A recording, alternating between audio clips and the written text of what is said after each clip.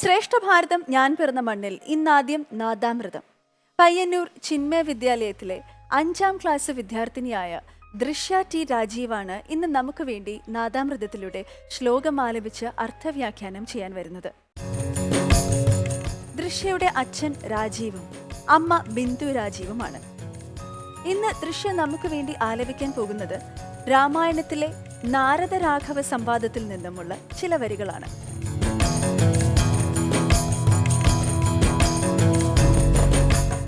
ആരംഭിക്കാം നാദാമൃതം.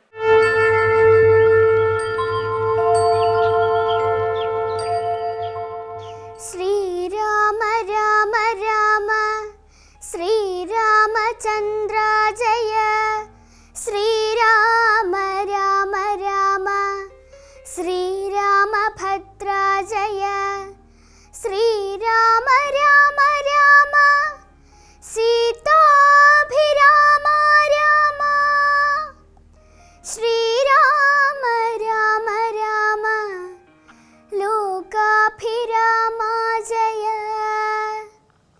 മായയാൽ മൂടി മറഞ്ഞിരിക്കുന്നോരു നീയല്ലോ നൂനമവ്യാകൃതമായതും പിന്നെ അതിങ്കൽ നിന്നുള്ളൂ മഹത്തത്വമെന്നതിങ്കൽ നിന്നുണ്ടായി സൂത്രവും സർവാത്മകമായ ലിംഗമതിങ്കൽ നിന്നുർവീപതേ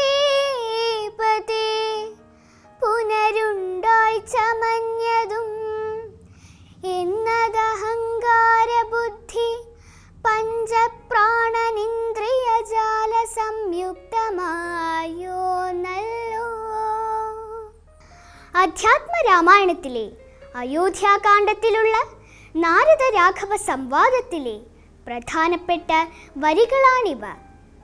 നാശമില്ലാത്തതും മാറ്റമില്ലാത്തതുമായ പരമാത്മാവിൻ്റെ മഹത്വത്തെക്കുറിച്ചാണ് നാരദ മഹർഷിയുടെ വാക്കുകളിലൂടെ തുഞ്ചത്താചാര്യൻ പറയുന്നത്. മായയാൽ മറഞ്ഞിരിക്കുന്നവനും മാറ്റമില്ലാത്തവനുമായ നിന്നിൽ നിന്നും മഹത്തത്വവും അതിൽ നിന്ന് സൂത്രവുമുണ്ടായി. അവ്യാകൃതമായ അഥവാ മറഞ്ഞിരിക്കുന്നതായ പരമാത്മാവിൽ നിന്ന് മഹത്തത്വം ഉളവാകുന്നു. അതായത് ജീവാത്മാ പരമാത്മാക്കളുടെ ഐക്യമുണ്ടാകുന്നു. ആ ഐക്യത്തിൽ നിന്നത്രേ സൂത്രം അല്ലെങ്കിൽ സർവചരാചരങ്ങളുടെയും സ്ഥാപനമുണ്ടാകുന്നു. സർവാത്മകമായ സൂക്ഷ്മ ശരീരത്തിൽ നിന്നും ഉർവീപതേ പിന്നീട് അഹങ്കാരവും ബുദ്ധിയും പഞ്ചപ്രാണനും പഞ്ചേന്ദ്രിയങ്ങൾ മുതലായവയും സംയുക്തമായ സ്ഥൂല ശരീരവും അതായത് നമ്മുടെ കണ്ണുകൊണ്ട് കാണാൻ കഴിയുന്ന ജീവശരീരം ആവിർഭവിക്കുന്നു. ജനനവും മരണവും സുഖവും ദുഃഖവും എല്ലാമുള്ള ലിംഗത്തെ നിർമ്മലന്മാർ ജീവനെന്ന് പറയുന്നു. ഇതാണ് ഈ വരികളുടെ അർത്ഥം.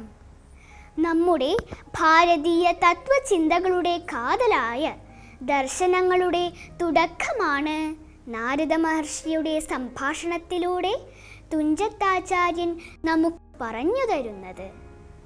ഹരി ഓം.